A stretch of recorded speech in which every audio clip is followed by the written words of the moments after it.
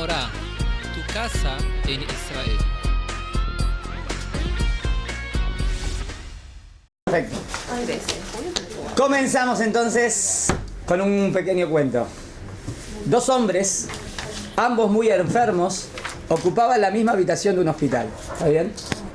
A uno se le permitía sentarse en su cama cada tarde durante 1 hora para ayudarle a drenar el líquido de sus pulmones. Su cama daba a la única ventana que existía en la habitación.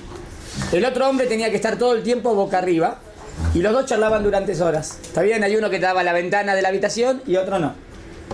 Hablaban de sus mujeres, su familia, sus hogares, sus trabajos, su estancia en el servicio militar, dónde habían estado de vacaciones, y cada tarde, cuando el hombre de la cama junto a la ventana podía sentarse, uno de los dos se podía sentar, pasaba el tiempo describiendo a su vecino todas las cosas que podía ver desde la ventana.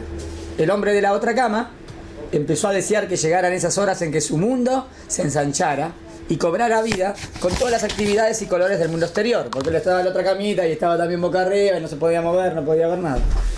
La ventana daba a un parque, lo empieza a describir, ¿no? Con un precioso lago, patos y cisnes jugaban en el agua, mientras los niños lo hacían con sus cometas, entre flores de todos los colores del arco iris, grandes árboles adornaban el paisaje y se podía ver a la distancia una bella vista de la línea del horizonte de la ciudad. El hombre de la ventana describía todo con un detalle exquisito. El del otro lado de la habitación cerraba los ojos e imaginaba la hermosa escena. Una tarde calurosa, el hombre de la ventana describió un desfile que estaba pasando. Aunque el otro hombre no podía ir a la banda, podía verlo con los ojos de su mente. Ahí funciona la imaginación, ¿no? Exactamente como lo describía el hombre de la ventana con sus mágicas palabras. Pasaron días y semanas. Una mañana, la enfermera de día entró con el agua para bañarles, encontrando el cuerpo sin vida del hombre de la ventana, que había muerto plácidamente mientras dormía. Se llenó de pesar y llamó a los ayudantes del hospital para llevarse el cuerpo. Tan pronto como lo consideró apropiado, el otro hombre pidió ser trasladado a la cama al lado de la ventana. La enfermera le cambió encantada y tras asegurarse de que estaba cómodo, salió de la habitación. Lentamente y con dificultad, el hombre se irguió sobre el codo para lanzar su primera mirada al mundo exterior. Está bien, este nunca había visto por la ventana, por fin puede ver todo lo hermoso. Por fin tendría la alegría de verlo él mismo. Se esforzó para girarse despacio y mirar por la ventana al lado de la cama. Y se encontró con una pared blanca. O sea que todo lo que había descrito no existía. El hombre preguntó a la enfermera qué podía haber motivado a su compañero, que había fallecido, para describir cosas tan maravillosas a través de la ventana. La enfermera le dijo que el hombre era ciego. Más. Y que no habría podido ver ni la pared. Y le indicó, quizás solo quería animarle a usted. ¿Está bien? Es una tremenda felicidad el hacer felices a los demás. Ese es el mensaje. Pero doble. No que no existía nada, sino también era ciego. O sea, todo lo que había inventado era para alegrarlo.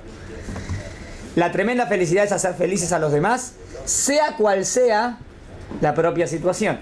El dolor compartido es la mitad de pena, pero la felicidad cuando se comparte es doble. Si quieres sentirte rico, solo cuenta todas las cosas que tienes y que el dinero no puede comprar. ¿Está bien?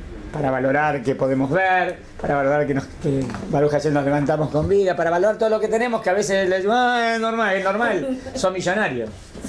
Más que no es millonario de verdad, que tenés lo importante, ¿no? Tenés ojos. ¿Está bien? Un ciego no tiene ojos. ¿Cuánto haría un ciego por ver todo lo que tenés, no? Nosotros de Baruch Hashem tenemos ojos. Hay que valorar. Para eso hacemos Birkot HaShahar todos los días a la mañana. Para valorar todo lo que Hashem nos da. Normalmente valoramos cuando lo perdemos o cuando no lo tenemos. Y no valoramos cuando lo tenemos. ¿Y qué quiere el judaísmo? Enseñarte a valorar en el presente. ¿Está bien? ¿Mensaje que me parece bueno? Muy lindo. Muy bueno, comentito. Bueno, para allá está Yahu. El otro día vimos el tema de Moshe. Sí, Bliner.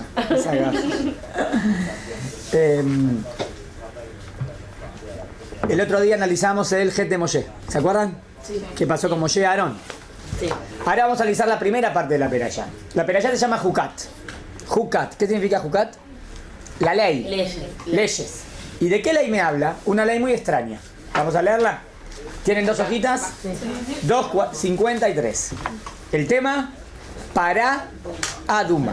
¿Cómo se traduce para Aduma? La vaca roja. Parece medio extraño todo este episodio, ¿no? Por eso quiero analizarlo. Vamos a ver. Lo leemos todo rápidamente. Y le dijo Hashem a Moshe: he aquí el precepto que dispone el Eterno. Di a los hijos de Israel que le traigan una vaca roja, sin ninguna mácula, sin ninguna mancha. Tiene que ser roja completamente. Y sobre la que no se haya puesto ningún yugo. Ya tenemos condiciones de la vaca roja, ¿eh? Completamente roja, o sea, tenía un pelito morochito, ya no servía. Totalmente roja. Y que nunca se trabajó con ella. ¿Qué tiene de malo si se trabajó con ella? No sirve. Tiene que ser que no se trabajó con ella. Se la daréis a Eleazar el sacerdote. ¿A quién se la van a dar? A Eleazar, que era el hijo de Aarón a Cohen, quien la sacará del campamento y la hará degollar en su presencia. La va a sacar del campamento. Otra pregunta. ¿Los corbanot dónde se hacen? En el Bet HaMikdash. ¿Y dónde se está haciendo esto? Afuera. Entonces no veo que sea un corbán esto. ¿Es un corbán o no es un corbán? Porque se hace afuera. Y le va a hacer la yejita. Ustedes saben que la yejita la podía hacer también un Israel, ¿no? No solamente un Cohen. ¿Saben? Pero el Cohen tenía que hacer todo el servicio. Pero la yejita podía ser un Israel. En este caso, ¿quién hace la yejita? El Cohen, el hijo del Cohen Gadol acá. Y Eleazar el sacerdote mojará su dedo en la sangre de la víctima y rociará 7 veces el frente del tabernáculo. ¿Qué es esto? Es medio raro. Luego hará quemar la vaca ante sus ojos. La queman toda. La piel, la carne, la sangre, los excrementos eran quemados. Normalmente no se quemaba todo. Había partes que a veces no. Depende qué, ¿está bien? Bueno, en este caso, completamente se quema. Y el sacerdote tomará un palo de cedro, ¿está bien? Como de un árbol, ¿no? Hisopo, sería como unas hierbas. Tenemos que analizar por qué el cedro y por qué el hisopo, ¿qué es esto? Y tinta carmesí. Un tolá chaní era un color de un gusanito que daba un tinte de rojo muy fuerte, que si tenías algo no salía. Lo que tenemos que analizar es cada punto y punto, ¿no? ¿Se están de acuerdo? ¿Qué hacemos con todo eso? Lo echarás en medio del fuego en que arde la vaca. Después el sacerdote lavará sus vestiduras y se lavará con agua e irá al campamento. Pero será considerado impuro hasta el atardecer. Él preparó todo esto para purificar, pero él se hizo impuro. Sí. Y el que quemó el animal también lavará sus vestiduras y se lavará con agua. Él será impuro. También el que lo quemó es impuro. Y un hombre que sea puro recogerá las cenizas de la vaca, las pondrá fuera del campamento, en lugar limpio, y los guardará la congregación de los hijos de Israel para el agua de expiación. ¿Y para qué va a servir esto? Esto es todo raro, ¿no? Parece magia. ¿Qué es esto? El polvito de la ceniza de la vaca roja con el cedro y el hisopo y la tinta roja. Parece película de hoy en día de moda, ¿no? De magia, la brujita. ¿Qué es esto? Rara. La Torá es anti-brujería, anti-cosas raras. Anti. Entonces, ¿por qué hacemos todo esto? Y es una misvá. Suena raro. Y el que recogió la ceniza de la vaca lavará su... Bueno. Lavará la ceniza de la vaca, pasuk 10. Lavará sus vestiduras y será impuro hasta el atardecer. Y será ley eterna. Fíjense, esto es una ley eterna. Y dijo recién, me olvidé de explicar, es para aguas de la expiación. O sea, con este agua se purificaba una persona. Pero una pregunta. Acá como que la Torá no dice, ¿no? Palabras demás. Y habla de la ley eterna. Sí. Y esto ya sabemos que hoy no es así porque no existe nada. La vaca esta no existe. ¿Dónde está la eterna? No, eterna. Hoy en día pues no tenemos el Bet HaMikdash. Si no, sí, sería así. ¿Existiría la vaca roja? Sí. Hay vacas rojas, ¿se encontraron hoy en día? No sé si hay alguna vaca roja. Hace 10 años, encontraron ahí en África. Abunda mucho. Acá abunda. Abundar no sé, abundar. Sé que encontraron una y sale. Abundar no vi. Puede ser que sea roja, pero tiene que tener toda completamente. Vamos a ver que las condiciones sin manchas, son casi dificilísimas. Sin manchas. Sin ninguna mancha. Completamente roja. ¿Y si encuentran Un pelito no rojo ya, o dos, no sé, varios pelitos, no sé si uno o dos, no sé. No me acuerdo cuántos. Pero no, porque le habían puesto yugo. También no sirve entonces. Es ley eterna y si tuviese el Bet HaMikdash se buscaría. ¿Ahí salió una fotito?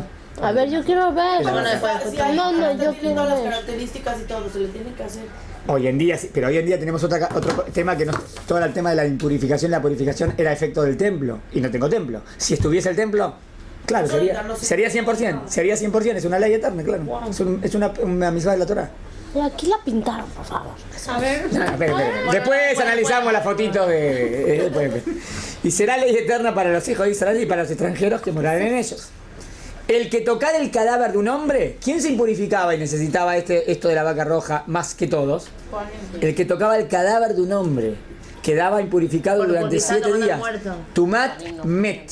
La impureza máxima, ¿cuál es? La impureza del contacto con la muerte. Deberá purificarse con las cenizas de la vaca roja al tercer día para quedar puro al séptimo día. Pero si no se purificara al tercer día, no será puro al séptimo. Parece que había cosas del tercer día y del séptimo. Quien tocara el cuerpo muerto de cualquier hombre y no se purificara, profana la morada del Eterno. Si entra en esa manera en el templo, está profanando el templo, ¿no? Este alma será extirpada. ¿Y qué pena tenía una persona que estaba impura? Caret. Del seno de Israel, porque el agua de expiación no se roció sobre este hombre que permanece impuro. Sigo del otro lado, a la segunda hoja, 254. Esta es la ley aplicable cuando un hombre muere en una tienda. Todo lo que hubiere en la tienda o entrar en ella quedará impuro durante 7 días.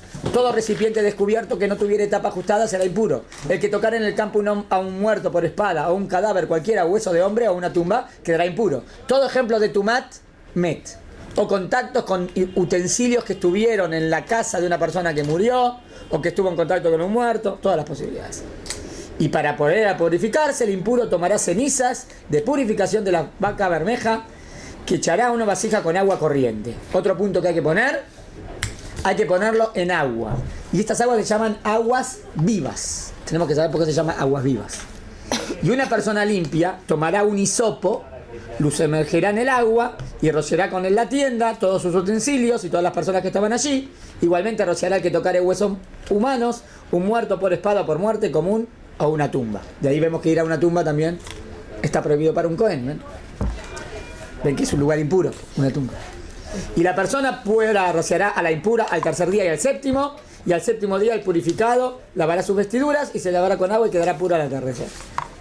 Pero el impuro que no se purificare será cortado de la congregación porque ha profanado el santuario del Eterno. Al no ser rociado con el agua de la expiación, quedó impuro. Y será ley eterna. ¿Está bien hasta acá? Sí. Preguntas que tenemos que contestar. Me parece un tema bastante interesante porque, o sea, un tema que uno diría, no hay lo que analizar, parece sin sentido. Ese es el objetivo nuestro, ¿no?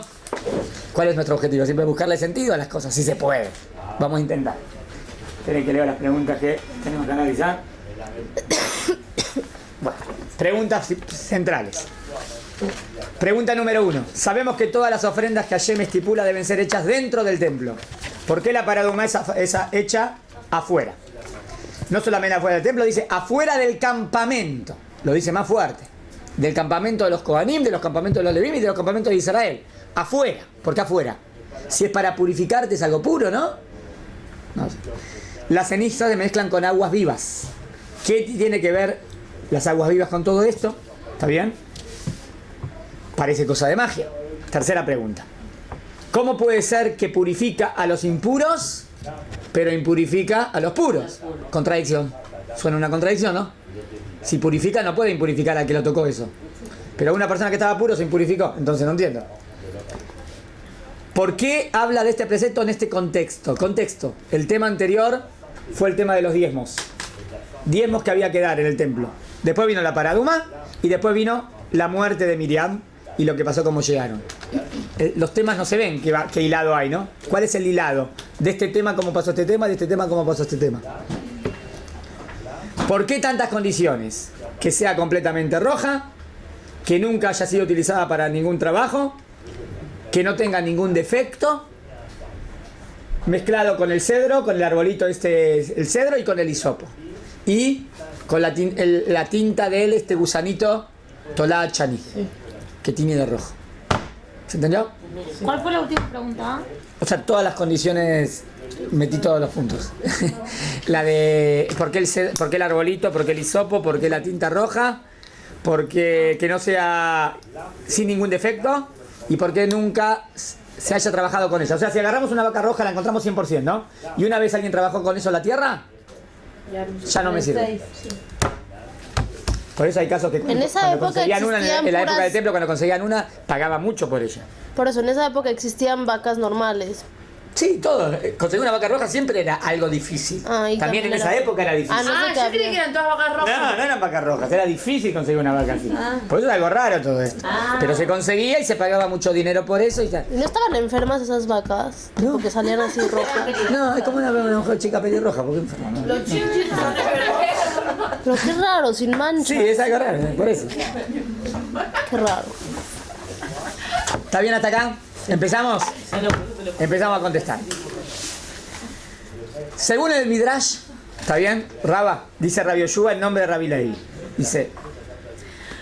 Dice que hay ciertas cosas en la Torá que no tienen ninguna explicación. A veces hay cosas que vos no puedes encontrar explicación. No, voy a dar una posibilidad y voy a ver si me convence o no me convence. O ustedes díganme si las convence. O sea, nosotros sabemos que hay 613 mitzvot. Sí. ¿Cómo se llaman? Mitzvot, Hukim, Mishpatim. Normalmente Mishpatim son leyes del hombre al hombre. ¿No? No robar, no matar. ¿No? Cosas de Ben Adam la Javero. Mitzvot son mitzvot que tienen que ver con Dios, pero que se sobreentienden, ¿está bien? Está bien por que Dios existe, que Dios es único, ¿se entiende? Está bien, cosas que tienen que ver con Dios, pero que se entienden. Y hay Hukim. ¿Y cómo se traduce normalmente la palabra Hukim? Se traduce normalmente, no dije si estoy de acuerdo. Preceptos que no tienen sentido. Ah, sí. Pero no dije que esté de acuerdo. No los entendemos. Así se traduce. Eso voy a mejorar. La traducción no está bien decir así. Dice, hay gente que piensa que es los hukim y ejemplo y te dan como ejemplo este. Esta es. Por eso, ¿cómo se llamó acá? Juká. Es el hok, que no se entiende para nada. Shatnes. Que se mezcla lana y lino, no puedo mezclar. A veces que no se pueden mezclar distintos vegetales o en una sembrando, no sé, sembrar y mezclar dos frutos injertos. Está bien, no sé, también se le puede buscar. Pero no comer carne y leche. Está bien, hay quien dice, por ejemplo, está prohibido estar con la cuñada, ¿no? Un hombre no puede estar con su cuñada. ¿La que está prohibido? Tiene un hermano casado, esa mujer es su cuñada, ¿no? Un hombre no puede tener relaciones con la cuñada. Obvio, prohibido, adulterio, ¿no? Pero ¿qué pasa si murió el hermano y no tuvo hijos? Sí, tiene que. Murió el hermano y no tuvo hijos, hay una misma de que se tiene que casar con ella. Medio raro. Por un lado me dice súper prohibido y de repente me hace casar con la mujer, con la cuñada. ¿Qué es esto? Raro, ¿no? Entonces uno dice, ¿ves? Hay mismos que no tienen ningún sentido. ¿Entendieron lo que dice? ¿Qué podemos decir? ¿Están de acuerdo con esta definición? Es que no tenga sentido, sino lo Que uno no puede entender. Ah, podemos decir, no es que no tiene sentido. Si viene de Dios, sentido tiene seguro.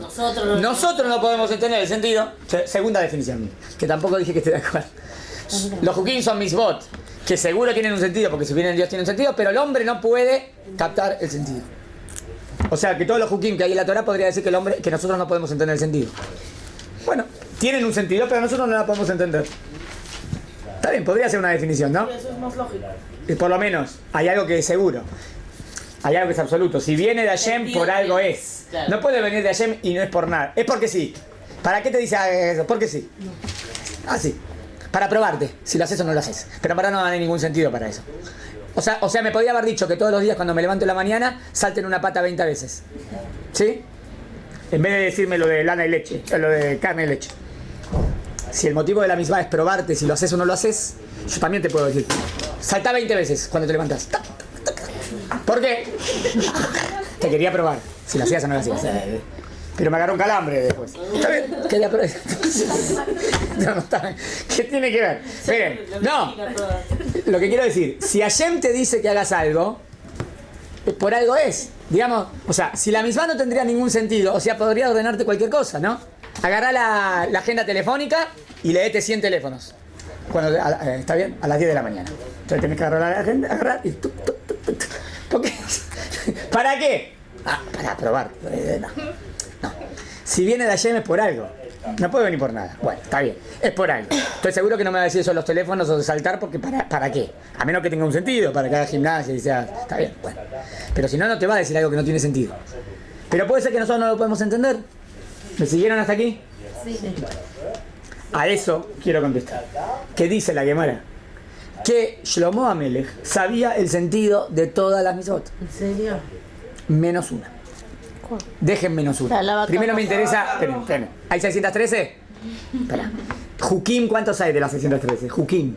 Hay como 80, 90, 100, ¿entienden? Ahora, cuando me dice que Shlomo Amelech sabe el sentido de todas menos una. Ahora voy a la definición Jukim. Entonces, Jukim significa algo que el ser humano no puede entender. Shlomo sabe todas menos una. O sea, Shlomo sabe el sentido de los Jukim. Sí. Entonces, no puedo decir Jukim significa mis preceptos que el ser humano no puede entender. Porque Shlomo la sabe. Entonces, ¿cómo Shlomo lo entendió? Si el ser humano no lo puede entender. A lo mejor pensó que ¿Me las siguen? entendió y no las entendió. No, la Gemara dice que las entendió. De nuevo. Dice la Gemara. Shlomo conoce. Shlomo entendió el sentido de todas las mitzvot. Dejen la una, porque después vamos a ver esa una, ¿por qué no? Pero dice que Shlomo entendió el sentido de todas las mitzvot. No puedo decir que Jukim son mitzvot que no tienen sentido para el hombre. Porque Shlomo las entendió. ¿Me siguen la conclusión lógica? Sí. Puedo decir, bueno, Shlomo porque es muy sabio, pero nosotros no. Puede decir, tengo una mente limitada, no soy tan estudioso, no estudié tanto, no llegué a un nivel profético, no sé, entonces no lo entiendo. Pero tiene un sentido inclusive para la mente humana. Eso quiero decir. ¿Me siguen? Si Shlomo sabe el sentido, significa que Shlomo sabe el sentido. No dijo Shlomo entendió que eso es lo que Dios quiere, pero nosotros no podemos entender. No dijo eso, dijo Shlomo entendió el sentido. Cuando digo el sentido significa el porqué de la misma. No dije que podemos entender todo el sentido de la misma, pero dice que Shlomo entendió parte del sentido, no dijo que no. ¿Me siguen hasta acá? Sí. De acá quiero desprender una conclusión, que Jukim son mitzvot que también tienen sentido, pero la definición sería que son difíciles de entender. Eso es Jukim. Jukim no es mitzvot que no tienen sentido para el ser humano, son mitzvot que tienen sentido, que Dios entregó y que son difíciles de entender. Pero si uno estudia y profundiza, puede entender. ¿Querías decir algo? Ay, se me olvidó. No te acepté la pregunta en el momento y te la olvidé. Perdón. Bueno. Dice la Gemara, que Shlomo no sabía el sentido de la vaca roja. Entonces podemos decir ahora que la vaca roja es un precepto que no tiene ningún sentido. Esa es la conclusión lógica. Miren lo que dice la Gemara. Shlomo no sabe el sentido de la vaca roja. Sí. Conclusión. No tiene sentido. ¿Es verdadera la conclusión? No tiene sentido que él tampoco lo pudo. Exacto. Eso me parece. Esa es la conclusión. Que Shlomo no lo sabe. ¿Significa que el ser humano entonces no lo puede captar? Capaz, pero... Capaz. No es seguro, ¿no? Sigo la Gemara. Y dice la Gemara, pero Moshe Rabenu sí sabía el sentido. Entonces... ¡Clang! Entonces... Es más complicada que las demás. Es complicadísima el sentido, pero sí es algo que se puede estudiar y se puede tratar de entender. Obvio, si nosotros no estamos en el nivel de Moshe, es verdad. Pero entonces, ¿puedo intentar por lo menos? O ni siquiera me meto y digo es algo ilógico y no hay lo que entender. O trato. ¿Me siguieron? Sí. ¿Está bien? Me parece que, bueno, hasta aquí la construcción. Entonces voy a intentar dar vamos a intentar dar una explicación. ¿Está bien? Antes que todo basado en una premisa. Que en la Torá hay cosas que son literales. Pero también la Torá a veces actúa con simbólica. ¿Están de acuerdo que a veces hay simbólica en la Torá? Sí. O sea, la Torá quiere enseñarte algo. ¿Y cómo te lo enseña? A través de un símbolo o algo metafórico, simbólico. Obvio que el efecto no es físico que funcionan las moléculas. ¿Se acuerdan cuando estudiamos purificación y purificación? Sí. Y ahí también hablamos de que tiene que ver con la intención. Todo esto, obvio que funciona según la intención de la persona. No es mágico. O sea, eso antimagia. Acá no hablamos de magia. Acá hablamos de algo que te purifica, claro. Es con simbólica. Bueno, vamos a empezar. ¿Qué dice en la Gemara? La Gemara intenta decir, ¿por qué la vaca roja? ¿Está bien? ¿Qué dice? ¿Por qué la vaca roja? Dice que la vaca roja viene a espiar por el becerro de oro. ¿Ya dice algo la Gemara? ¿Qué tiene que ver la vaca roja con el becerro de oro? Porque es vaca roja con el becerro de oro. ¿Quién es el becerro?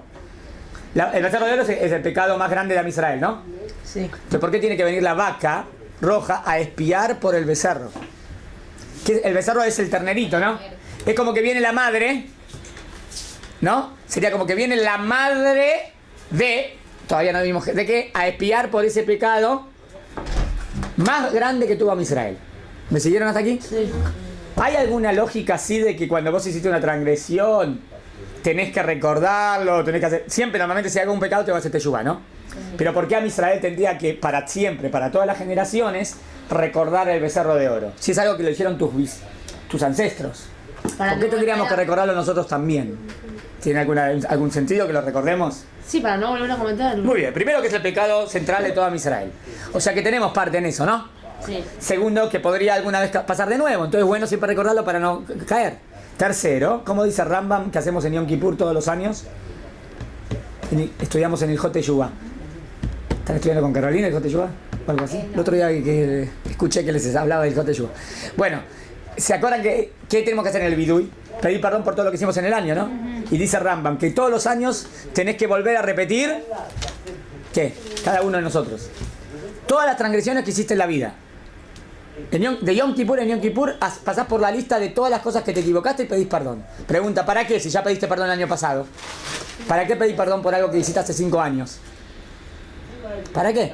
Para tenerlo, para saber que alguna vez lo hiciste y uno puede caer de nuevo. Entonces siempre es bueno tenerlo presente. ¿Me siguieron? Sí. Entonces, ¿sería bueno tener presente el tema del becerro de oro? Sí, para no caer. Ahora, si la vaca roja viene en contra del becerro de oro, es claro porque el becerro de oro es el pecado más grande de Am Israel. ¿Está bien hasta acá? Sigo. Normalmente, ¿qué impureza viene a purificar esto de la vaca roja? La del contacto con el... Contacto con la muerte. ¿Por qué esta es la que viene a purificar? Antes que todo, ¿no? O la más, ¿por qué esta? ¿Por qué Tumat Met? O sea, ¿qué representa? ¿Qué quiere purificar? A la impureza por... La impureza más grande que existe. ¿Cuál es la impureza más grande? Contacto con la muerte. ¿Por qué el contacto con la muerte? Yo voy a través de la simbólica, ¿está bien? Muerte, la máxima muerte sería la muerte física. Esperen, o sea, la clásica muerte sería la muerte física. Sí. Pero la muerte más profunda sería la muerte espiritual. O sea que acá hay una simbólica de que esto de la vaca roja viene a espiar para purificarte de la muerte máxima que tendría que ver con la muerte espiritual. ¿Está bien hasta acá? Sí. Bueno. ¿Por qué podría ser teñirlo con este gusanito que salía este tinte de rojo? ¿De dónde salió eso? ¿De dónde salió ese gusano? Esto es un tipo de tolat, ¿está bien? Que daba ese tinte rojo. Pero ¿por qué acá el tema de cuando lo vamos a poner en el agüita? ¿Está bien? ¿Por qué también el tema del rojo? Y también, si quieren decir por qué, déjenlo de la vaca roja. ¿No tenía al agua? ¿No tenía? Sí, se tenía con ese tinte, eso, como que se ponía en el agüita, se ponía las cenizas de la vaca y se ponía también con el hisopo. ¿Está bien? Está bien, pero nada más lo que está claro que daba un color rojo, ¿no? Lo que quiero... ¿Por qué el tema del color rojo? ¿Qué representa? Estoy en simbólica. La muerte. Sangre, muerte, o sea... También vida. Sangre representa vida normalmente. No, normalmente en los profetas, cuando los profetas hablan de... pusieron sangre en la tierra de Israel. ¿Qué están diciendo? ¿Estuvo todo bien? Justicia. Había guerra, había injusticia. No, sangre representa abonot, los pecados, las transgresiones normalmente. Les cito a ver, un profeta, Yeshayahu, por ejemplo. ¿Está bien? Dice, compara todos los abonot de Israel con el color rojo. ¿Está bien? Veo que el color rojo normalmente representa abonot. ¿Está bien hasta acá? Dice, en ese contexto el profeta Isaías amonesta al pueblo de Israel, pues se habían olvidado de Dios.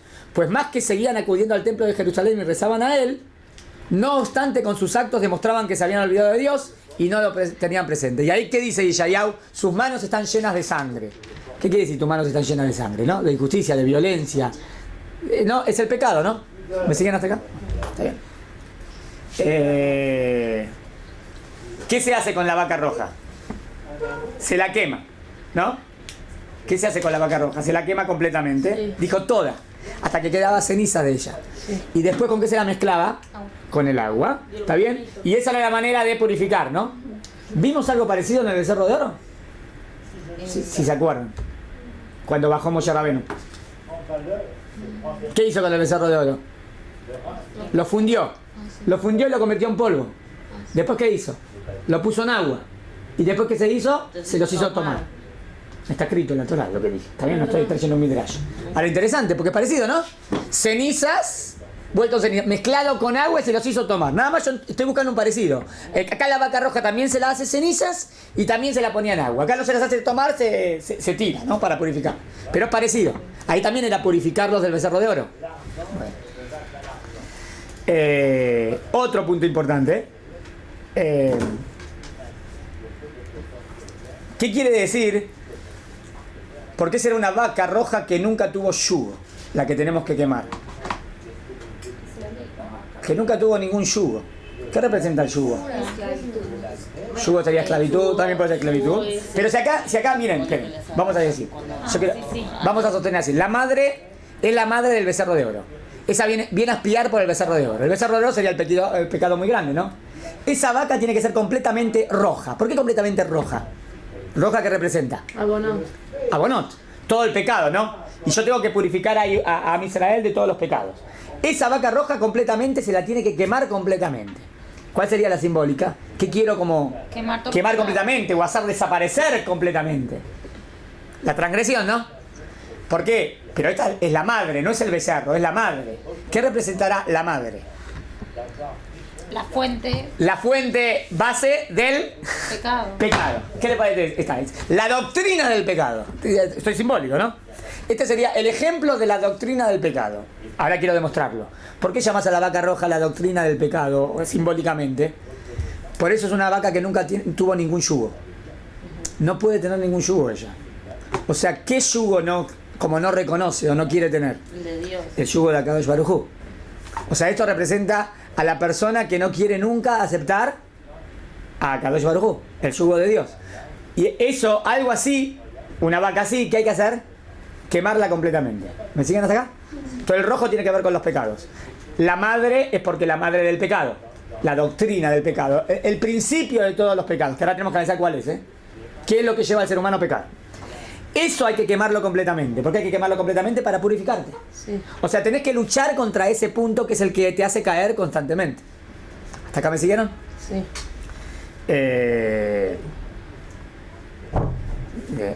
¿Cuál será el yugo? ¿Qué te representa algo que no tiene yugo? ¿Que no tenés qué?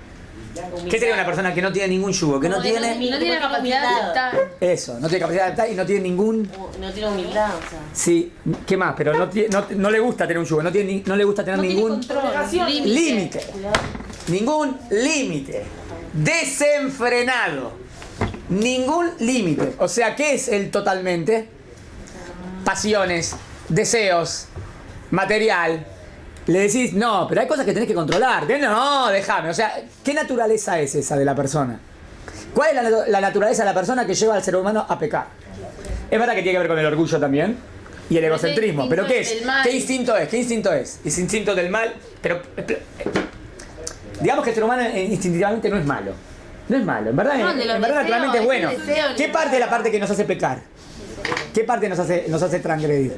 El Yetzer Hara. ¿Qué parte es? Como lo vimos en Matrix. Está bien. ¿Qué parte es la que nos lleva a transgredir? La material. Matrix no tiene que ver la Matrix. Está bien. ¿Qué? La parte material. Sería la naturaleza más salvaje del hombre. La naturaleza más animal. Que no es animal de por sí, porque el instinto que ayer me puso para comer lo necesito. Pero el instinto que Dios me puso para comer es para que coma lo necesario. ¿Y yo qué hago? ¿Y qué hacemos? Comemos de más. ¡Qué rico esto! Pero sí, pero te va a caer mal comer tanto. Pero qué rico estás. Bueno, no entendiste. Yo te puse qué rico para que comas lo necesario. ¿Entendieron? Sí. También, bueno, también. Hombre, mujer, sexo, marido y mujer. No, de más. No busque de más. Te lo puse para que tengas una familia, para que tengas hijos. O sea, ¿qué hacemos con ese instinto? Que cuando no se le pone límites, cuando no tiene ningún yugo, te destruye. Eso hay que quemarlo completamente. Tenemos que quemar la doctrina del pecado que te lleva a pecar. Y el ejemplo ahí fue el becerro de oro. Que el becerro de oro no fue solamente por idolatría. Cuando explican por qué Israel cayó en el becerro de oro, ¿qué dicen? O cuando explican por qué Israel cayó tantas veces en la idolatría, dicen que no era porque en verdad creían en la idolatría. ¿De qué estaba lleno las costumbres idólatras? ¿De qué estaban llenos para convencer a la gente o para atraer? ¿Qué utilizaban? En todas las religiones, en la idolatría, para atraer gente. A veces había sacerdotisas y había una lujuria y otras cosas desenfrenados. Era todo desenfrenado y eso atraía mucho. Sí. ¿Entienden? Es como que hacía un culto al sexo, un culto a las fuerzas materiales, un culto al salvajismo. Claro, eso es y no tener ningún límite. ¿Me siguieron hasta aquí? Sí. Eso es lo que hay que quemar completamente. O sea, lo que viene a enseñarme esta misma es que hay que luchar contra el Yetzer Hara, que es el que te hace caer. Y el Yetzer Hara que te hace caer normalmente es el no tener frenos y no tener límites. ¿Y para qué viene la Torah? Justamente, y porque quiere lo mejor para ti, ¿no? ¿Está bien? ¿Hasta acá me siguieron? O sea que si no le pondríamos límite, es como una piedra, ¿no? Yo tiro una piedra. ¿La piedra cae? Por la fuerza de la gravedad, la piedra cae. La fuerza, ahí la piedra no tiene ningún libre albedrío para decir no caigo, y no y me quedo parado. Se cae, ¿no? Bueno, ¿el ser humano tenemos libre albedrío? Sí. Muy bien. El ser humano tiene libre albedrío. ¿Qué pasa si solamente vamos detrás de nuestros instintos? ¿Estoy aplicando mi libre albedrío? La gente de la calle, ¿qué piensa? Que sí, ¿no? Vos hablas con una persona y decís, mira, la Torá te viene a poner límites, la gente quiere límites, no. ¿Cómo lo dicen en hibrit, en israelí, hoy en día? Los chicos también, todo, ¿cómo dice? Vali. Sí, tengo ganas de hacerlo, vali. No me digas lo que no tengo que hacer, vali. Ese vali es antilímites. Ajá. Pero ese vali, quiero hacer, viene de la parte más espiritual tuya. No, de la parte más material es vali. Y dice, no puedo, es como un niño, ¿no? Los chicos son así. Los chicos de repente son un yetzer fuerte, ¿viste? A veces empiezan a llorar y no lo podés parar. Le agarra un berrinche y...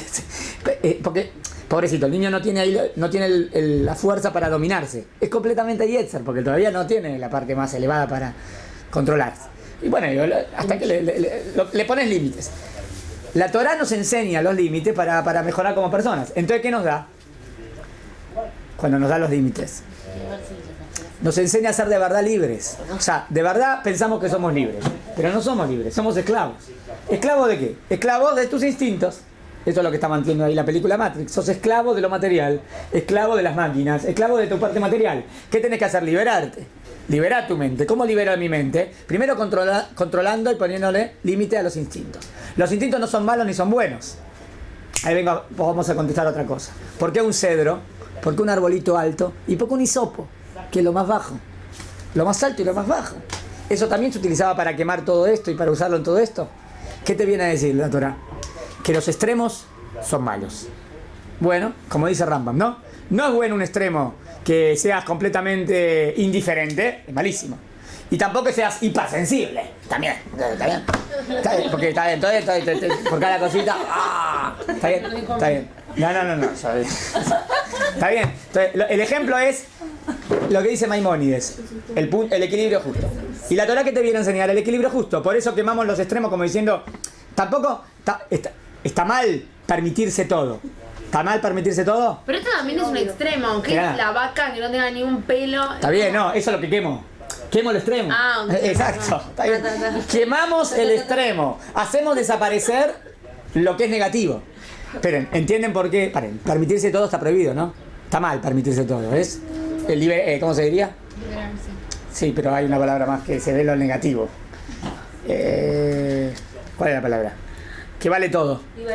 Libertinaje. Libertinaje está mal. ¿Qué dirían? Pero ¿cuál sería el contrario? Prohibir todo. ¿Y prohibir todo no estaría bien? No. No, prohibir todo también está mal. ¿Qué? ¿Te fuiste, no te apegas a este mundo, te haces asceta y te vas al desierto? No es. No, prohibirse todo. En la Torá, ¿qué te dice la Torá? Hay cosas que están permitidas y tenés que disfrutar del mundo. Y tenés que disfrutar de la vida. Genial la Torá. El punto medio. Pero hoy en día no buscamos el punto medio, buscamos más. ¿Me siguieron? Sí. Entonces vamos a ver si podemos contestar todos los puntos.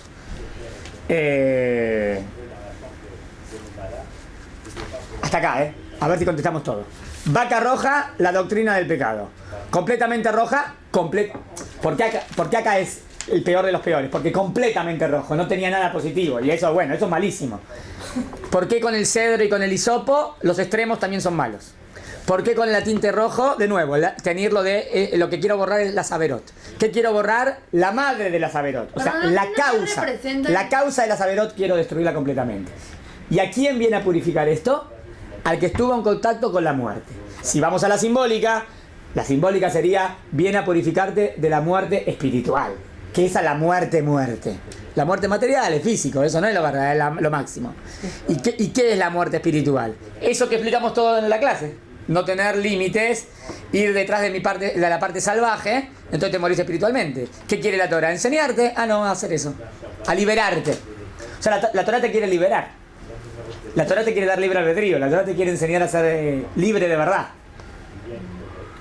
¿Hasta acá contestamos?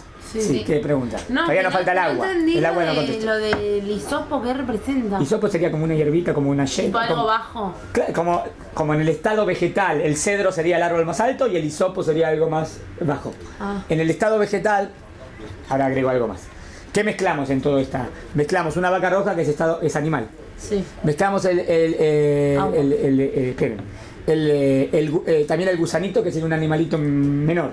Mezclamos el hisopo y el cedro, que sería el estado vegetal. Y después ponemos el agua, que sería estado mineral. O sea que metimos todos los estados, como diciendo al ser humano, vos sos ser humano. Vos estás por encima de toda esta pirámide. No te rebajes a todo esto. Sería rebajarte al estado animal, a vegetal, y después quedar en polvo, no queda nada si vos vas en lo material. ¿Tienes la simbólica? O sea, dos lados simbólicas, esa de no rebajarte completamente, y dijimos no bueno los extremos.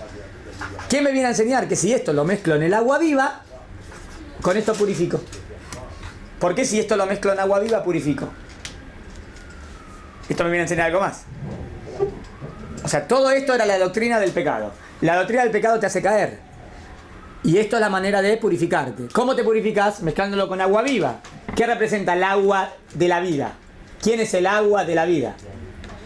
¿A quién representaría el agua de la vida? A la Torah, a Kadosh Baruj Hu. Les traigo un pasú que eso representa les traigo, dice así. Irmiau 4, pasuk 1. 2 cosas malas ha hecho mi pueblo. ¿Qué hicieron, A mí me han abandonado. Miren cómo lo llama Dios, que soy la fuente de aguas de vida. Está buena. O sea, ¿cómo lo llamó a Dios? La fuente de aguas de vida. O sea, ¿qué representa el agua de vida? Lo que da vida, Dios. Para excavarse para ellos pozos de aguas rotas. ¿Y a dónde fueron? A pozos de agua rotas que no pueden contener agua. ¿Que cuál sería? La idolatría sería la máxima, porque es falso. Y la injusticia y el asesinato y el pecado es lo contrario. Entonces, ¿qué representa el agua viva? A Dios. Entonces, ¿qué quiere decir?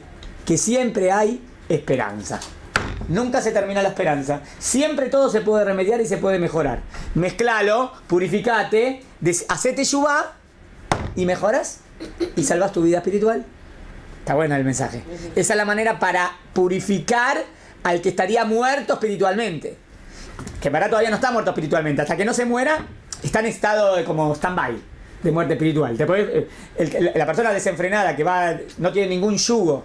Acuérdense, en el resumen me olvidé de agregar el punto de no tiene ningún yugo, que es importante. Eso se puede mejorar y remediar si te conectás con Dios. ¿Se entendió? ¿Cómo era la palabra que dijo? Así que... No. No se puede leer. Vali. Hoy es Como el día, tengo el solemne. ganas. Claro, sí, tengo ganas de... Pero Vali te lo dicen como... Vos le decís, pero no hagas esto, Vali. Y vos le explicás que no está bien y Vali. O sea, el Vali no le... No me importa. El no está bien le tendría que ganar al Vali. Pero el Vali le gana el no tener... Ese de le gana el todo, es eso.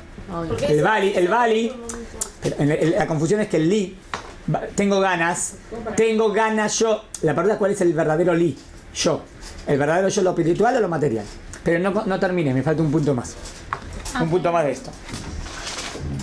¿Cuál es el punto más que quería decir? Era importante y se me fue.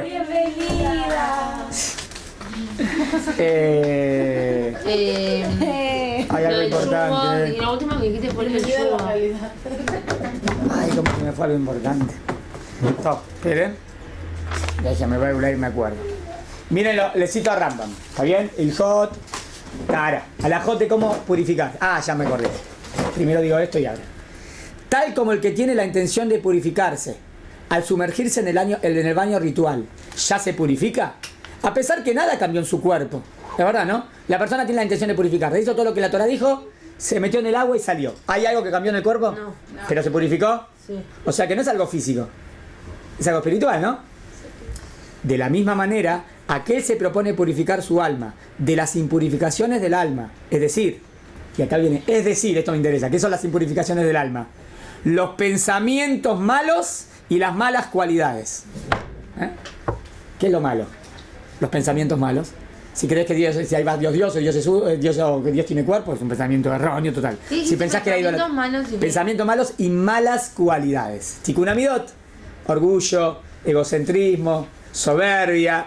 De eso tenés que purificarte. Y eso toda la Torah, perfecto. ¿Ven lo genial de la Torá? Que la Torá está hablando, es genial, está hablando para cualquier ser humano, nada más que a veces no lo entienden. Está hablando para toda la humanidad. Por cuanto que se propuso apartarse de ellos y acercó su ser a las aguas de sabiduría, miren, ¿a qué acercó su ser? A las aguas de la sabiduría. O sea, ¿qué representa el agua de la vida? El conocimiento. La verdadera sabiduría, lo correcto. Es lo que dice: y rociaré sobre ustedes aguas puras y os purificaré de todas vuestras impurezas. Dios, con su infinita misericordia, nos purifique de todo pecado, error y maldad. ¿Está bien? Me queda un punto. Si es tan así, tan lógico como explicamos, y el simbolismo es este, ¿por qué el que estaba puro, si lo tocaba, se impurificaba? Eso no contesta. Y el que estaba impuro se purificaba. ¿Entendieron? Esto no tiene ninguna lógica. Si esto purifica, no puede ser que lo toqué y me impurifique. Respuesta: no es así. Explico. ¿Quién se impurificaba? Si ahora esa persona se tenía que purificar y ahora venía el tema de que había que vertirle sobre él. el que le tiraba. El que le está tirando para purificarlo, Se impurifica. no se impurifica. Eso es lo que siempre se dice. Ahora estoy explicando bien que no es así. ¿Cómo? El otro día estudiamos que sí. Sí, pero no es así, correcto. Hay que estudiar la halajá bien. Explico quién se impurifica. Se impurificaba. Juan, en el momento que estás utilizando para purificarlo, ahí seguro no se impurifica. ¿Cómo se va a impurificar si eso está purificando? Entonces eso representa pureza. Cuando lo hacía. Cuando lo estaban fabricando. Cuando estaban haciendo, que eso representaba la impureza. La vaca roja con la ceniza que representaba la doctrina del pecado. Está bien, pero era el mismo tipo. Igual sí. Pero miren cómo es la halajá. No siempre purifica o impurifica, depende de la intención. Ahora sí tiene sentido. Si estaba en el efecto de fabricar todo eso, todavía eso representaba impurificar. O digamos que una persona Nos viene. lo dijeron bien, nos lo dijeron Lo dijeron bien. Y lo toca. Digamos que una persona viene. A ver, quiero agarrar ese polvito, a ver qué es. Ahí se impurifica. Porque eso no es para jugar. Así. Claro. Entonces ahí, eso. Pero en el momento que todo ese proceso es para purificarlo, entonces la persona está pura. Ahí la persona está pura, no se impurifica. Pero también para tener respeto de esos elementos, o sea. Claro. O sea, entonces no es que no tiene sentido y es contradictorio. No. Ya les expliqué por qué. ¿Se entendió? Sí. O sea, cuando está en el efecto de purificarse y eso se utiliza para purificar, ahí nadie se impurifica. Todo era puro. Si iba a jugar con eso o iba a fabricarlo, que eso es lo que representaba la doctrina del pecado, sí, ahí me impurifica, porque eso es lo que representa, que toqué como la doctrina del pecado. Eso es la simbólica. Pero una pregunta, él en el proceso de todo esto que se impurificaba, ¿se tenía que purificar antes de tirarle? Claro, él no podía ir a tirarle si no estaba puro. La persona que iba a purificar estaba puro. Ahora te voy a purificar y O sea, agarrar. después de la vaca, de lo que hacía con la vaca, tenía Ahora cuando hacía así, él queda puro. Eso quiero explicar. Porque hay algunos que a veces se entiende en los pesukim que esa persona que hacía así quedaba impuro. No. Esto- no. ¿Está bien? Otra persona que tocó o estuvo en la fabricación, esa se purifica. Entonces, ahora sí tiene sentido. Cuando impurifica y cuando purifica. Sí. Ya, pero eso se puede purificar con la mikve, no tienen que hacerlo de los próximos, ¿no? Yo quise decir por qué tocar, estar en contacto con eso impurifica. Esa es la contradicción clásica que se explica, que se pregunta. Sí. Y que se trae a favor de decir que esta misma no tiene ningún sentido. Por esto quise tirarla abajo. Porque yo empecé la clase diciendo que hay sentido. Claro. O sea, si hoy en día no hemos tenido esta mitzvah... Hoy no tengo esta misma. Sí. Pero por lo menos la pudimos estudiar. Sí, pero... ¿Entendimos el sentido? Sí. ¿Y es? No entendimos Bueno, nada. no, de parar. ¿Cómo no? ¿Qué expliqué No, o sea, todo? es como es Hawk. No, es simbólico, claro. Eso. ¿Entendieron la simbólica? Sí, exacto. Entonces puedo aplicarla. Ahora la puedo aplicar. Yo entendí que Hashem lo que quiere es que mejore la midotobot, que tenga pensamientos correctos, entendieron. que no me impurifique con la muerte espiritual. ¿Y qué es la muerte espiritual? El pecado. Y que borre completamente el pecado. Y la madre del pecado es la doctrina del pecado. Y que luche contra el libertinaje, porque el libertinaje me tira abajo y no poner límites. Perfecto, entendí el sentido de la misma. Obvio, cuando estaba el Betamikdash y cuando estaba esto es lo que se hacía para una persona que estaba contando con muerte. Lo más importante es la enseñanza. O sea, hoy en día no lo puedo aplicar, pero si estuviese el templo se haría. No, a lo que yo voy no. es de que, o sea, como viene a corregir nuestros pecados, se podría decir, entonces se va a hacer al final de los tiempos, cuando ya después de todo el tiempo que También, estaríamos pecando, está ya- bien, o sea, está por bien. eso por ahorita no hay, o sea, Por eso hoy no hay. estamos en un nivel en el que Que podríamos purificarnos. Puede ser, que Vamos por eso a tampoco seguir tenemos pecando. templo. Claro. Está bien, por eso todavía no tenemos Exacto, templo. o sea, Es verdad. vamos a seguir pecando, Es no verdad. sirve nada hacerlo. Es verdad. Eso vendría para purificarte de verdad. Está bien, está bien. Y algo más. ¿Por qué había que quemarlo completamente fuera del campamento? Eso no contesté. Dos cosas no contesté. Todos los corbanos se hacen en el templo y esto se hace afuera. ¿Por qué se hace afuera? Respuesta, porque no es un corbán. No quiero decir que esto es un corbán. No es un corbán que le estoy dando ayer, no es un corbán.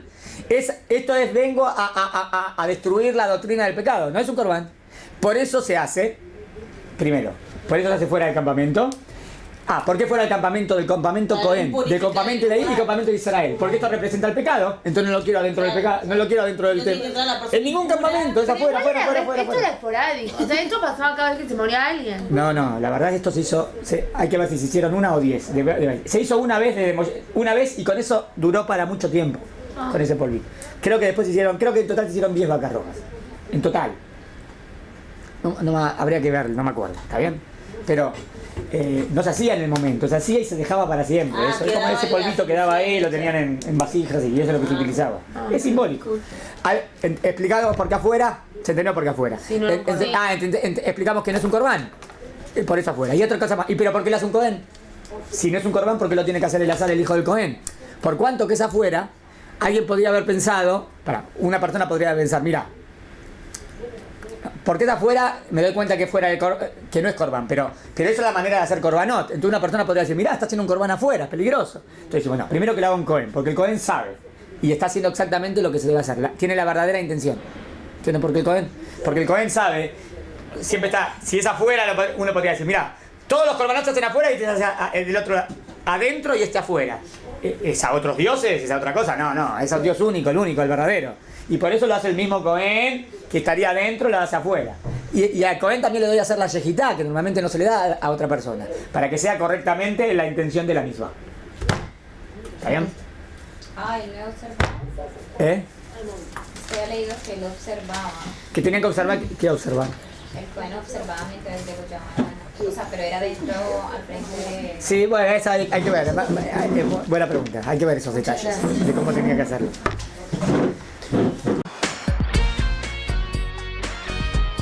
Mahon Ora, tu casa en Israel.